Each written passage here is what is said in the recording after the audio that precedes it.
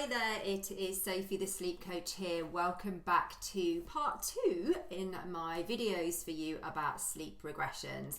Hopefully you have listened and watched the first one so you know about the real sleep regressions that are out there and that it's not one that's going to happen every single month of your child's first 2 years on this earth. It's not as scary as that, and that was the intention for my first video, just to let you know about the real sleep regressions that are out there and exactly what a sleep regression is as well. But in this second video, I am going to be sharing with you some hints and tips and strategies for you to be able to keep sleep on track through the sleep regressions that I spoke to you about the last time. So let's jump in. So the 4-month sleep regression is the first regression that we spoke about, and really my top tip for any family that is going through this sleep regression because it's a tough one, or you have a newborn baby or pregnant and you're watching this, which means you're ahead of the curve, so well done you. The top advice for this one is to keep your baby well rested, because the typical signs and symptoms of the sleep regression is that naps can become very short. And so waking up after 20 minutes, half an hour is really normal, or we get to see lots of night waking. So babies waking up every hour and a half, 2 hours. So really frequent waking, which means they're not getting that deep restorative sleep, which means that they can get overtired very, very quickly, just in like a matter of 2 days. You know, short naps followed by broken sleep across the night time is going to mean they're overtired the next day. Overtired means fighting naps, short naps, and you can see how it snowballs really quickly. So if you do anything, focus on keeping them well rested, and that means checking wake windows, making sure that the wake windows, the amount of time that they're awake for, isn't too long, and really doing whatever is within your capability, your power, to be able to get those decent naps for them. So that might be that you need to keep feeding to sleep, that might be lots of contact naps, that might be lots of naps in motion, out and about in the pram, whatever you think is going to be the most effective way that you can be consistent with to help get your baby the sleep that they need. I do have to say that with the sleep regression though, the way that your baby falls asleep starts to become important after the sleep regression, and you can hear more about that in my 4-month sleep regression video that is on my blog. But yeah, just being mindful of that. But really, the more you're able to keep them well rested, the more that you'll be able to get through the sleep regression quicker, okay, and come out of the other side. And that's when you can teach them all the wonderful sleep habits that they are then capable of achieving. The other thing to say is as well, obviously there's a real peak in families coming to work with me when their baby has come through the sleep regression or not come through that sleep regression. It feels like you've never come out the other side. And what has tended to happen for those families, which is really quite normal, is that they've defaulted to feeding their baby back to sleep in the night time. So that frequent night waking that I've mentioned, your default to get your baby to sleep is to feed. And so what I find is that a lot of breastfeeding mums will just automatically breastfeed their baby to get them back to sleep. Now that's really labour intensive on mum, and then what I tend to find is that you might have done that 1, 2, 3 times a night and got them back into their crib, but from the early hours of the morning when those feeding to sleep resettles can be a lot tougher, that you bring them into bed with you, which is fine. Again, there's nothing wrong with co-sleeping or bed sharing, but it just means that that baby is becoming increasingly more reliant on feeding to sleep. So my top tip is to try and avoid that, and if you can get your partner involved to help to do some of those resettles in the night time. So don't automatically feed back to sleep. If you can do some cuddling, some rocking, anything like that, which will be a little bit easier if your partner can do that, that will help to avoid such a strong feed to sleep association when your baby comes out the other side of that 4-month sleep regression. Right, so moving on to the 8 to 10 month sleep regression. Like I said, this is quite a big zone here. It's not so specific to a month because it depends on where your baby is in terms of their development. But firstly, so we spoke about separation anxiety, and a top tip to manage separation anxiety, well, a couple of things here. Firstly is you may well find that as you pass your baby to somebody else or as you leave the room, that's when they start to get a little bit upset. So what can be really useful is for you to carry on talking to your baby as you leave the room, and practice this in sort of small increments to start with.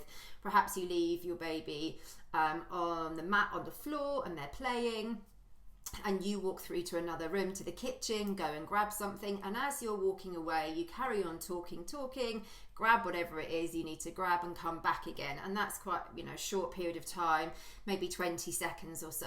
So your baby knows that you've gone out of the line of sight, but they can still hear you, which is reassuring, and they see you coming back in quite quickly, and then you can extend that. So just practicing that can be really, really helpful to help them, okay, I'm fine, I'm not so anxious, I know that you're coming back again. And also to not play up to their anxiety. We might not know what's happening immediately, but perhaps you give your baby to your mother-in-law or a friend and they start crying, and then you're like, oh, I'm sorry, you don't want your baby to cry with them, so you scoop them back up and take them back again. You're almost giving your baby the message that that there's something wrong, because that's why you've taken them back. So almost, letting go a little bit there, let that other person try and placate your baby, distract them, will really help that. But also you not being like, okay, they're crying, I need to jump in and stop them crying. They're okay, they're fine. It's a little bit of separation anxiety. They're fine to not be with you.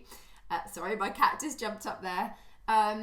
But yeah, and also for you to be mindful of how you are responding, because your baby will pick up on your energy. The more you feel anxious about them perhaps crying because you've left them, or whinging or whatever it is, the more they're going to pick up on the anxiety from you, and the more that can happen. So just nice and calm, keep yourself calm. Your baby will pick up on your positive energy and will feel that they're safe. Yeah. Okay, the next one. So the next one was the 12-month mini sleep regression. This is just the nap strike that I mentioned in the video before. So with the nap strike, you're putting your baby down and they're just not going for one of their naps. So the top tip for you with this one is just carry on going. Don't let them realize that, oh, if I resist this nap, then you're not going to put me back down again, and you just give up with it. The main tip with this is to carry on going. If you carry on going persistently, again, nice and calm, not getting really frustrated with it. You can't force them to sleep, but knowing that it's only 12 months and that second nap is still there to stay for a few months onwards, carry on, and within a few days, generally I tend to find that they're not going to strike for more than 4 days before it comes back again. It might be a bit sporadic though, on and off, but it will come back if you carry on going with persistence and consistency. The next one is that dreaded 18-month sleep regression. Now, because of this sleep regression being in such a wide age, and there's so many different things that can happen as a result of this sleep regression, it's really hard for me to give you tailored advice on all of the strategies to implement. So I've chosen the most effective one, which I would share with any family, and which hopefully will keep things on track for you and things are not going to spiral, but it does depend on how you manage it. But my top tip is to keep your toddler in their cot. Okay, do whatever you can to keep them in their cot. I find that when a family has put their toddler in the cot, either awake or asleep, and they've woken up again and they're screaming and screaming and screaming, and you pick them up, it is virtually impossible to get them back down into that cot again, because they will be wild, clambering over you to try and get out of the cot again. And physically, because your child is older, it becomes really hard to get them down. So then what I see families doing is bringing their toddler into their bed with them. No problem with that if that's what you want to do, but that will then start a huge spiral of bed sharing, co-sleeping that many families just don't want. Okay, so the top tip is keep your toddler in their cot. Settle them however you can with some cuddling, some hand holding, whatever it is, because the more they stay in the cot, then they're going to stay there, and they're going to pass this period of resistance, but they have stayed in their cot. Okay, so that's the main tip for you for that 18-month sleep regression.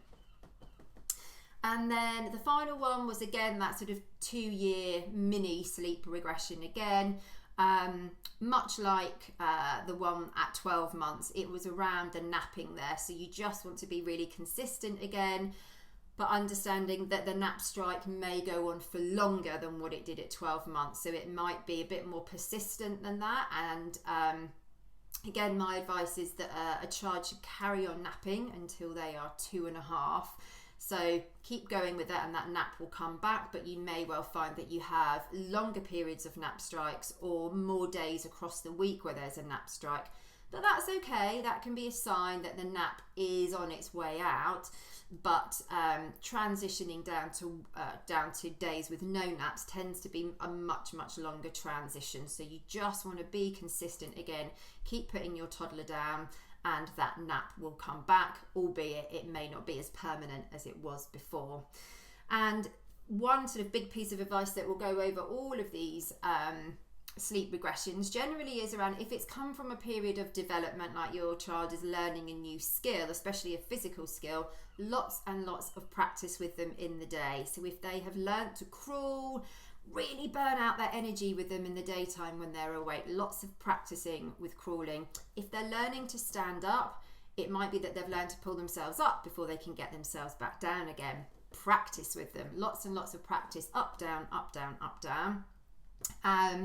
And crawling, standing, and things like rolling as well. If your baby's starting to learn to roll, it's really great for you to be able to put a toy next to them and encourage that rolling backwards and forwards. So it helps them to master that skill and master the skill independently without you helping them, and it also gets it out of their system in the daytime, so they're practicing learning when they're awake, and then when it's sleep time they're going to sleep, which is exactly what we want. So there you go. There are my top tips and strategies to help you navigate the sleep regressions that your child is going to go through.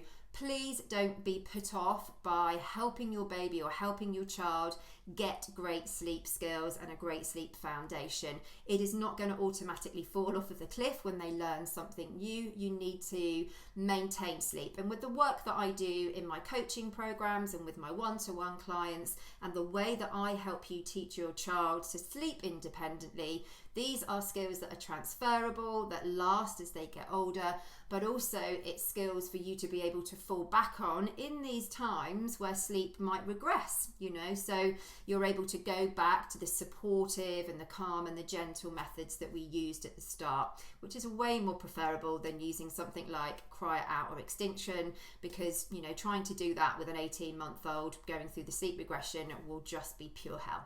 So if you are interested in helping your baby, your child, learn great sleeping skills and independent sleep skills, then get in touch, book in for a sleep evaluation call, and I can let you know how I can help you, and whether that's a one-to-one coaching program or my 2 weeks to sleep group coaching program. I hope you found this useful. Let me know any comments, share with me what you found interesting about this, and of course share it with a friend, because they will find it useful too. Take care for now.